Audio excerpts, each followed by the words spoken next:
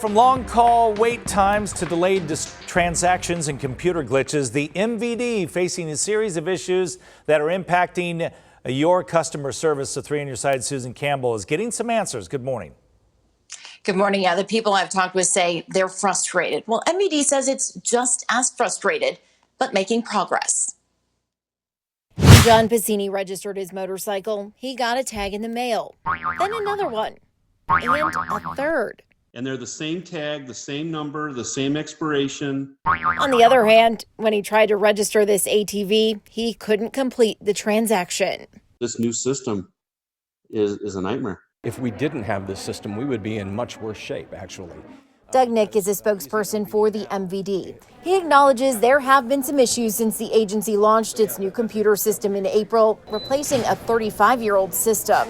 There were a few relatively minor glitches. But Doug says the bigger problem is the pandemic. Every system for a motor vehicle agency, regardless, is going to have errors, and they're regrettable. The problem is we have much less capacity to correct those errors in a timely way because of our limitations right now. Those limitations include short staffing and long call wait times. Because of the pandemic, in-person transactions have been limited, and the MVD is operating with only about 70% of its customer service team. Pre-pandemic, the agency says it was answering calls in under 30 seconds. Now it's well over 30 minutes. It's an unacceptably long period of time. In fact, I made several calls. Gary Rayburn waited weeks for his new tags. When they didn't arrive, he waited on the phone for help. Because I got cut off a few times. So it was a little bit frustrating. Despite the frustration, there are signs of progress. This past week, the MVD says it slashed backlogs for title, registration, and license transactions from weeks to days.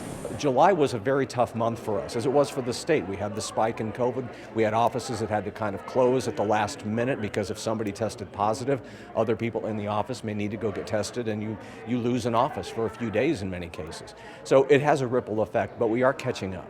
John says he had almost given up. I printed off the piece of paper that says I couldn't do it this time. I'm just going to carry that around with me. Said here, give MVD a ticket for not doing their job. But the MVD tells us they fixed that glitch that prevented John from registering his ATV.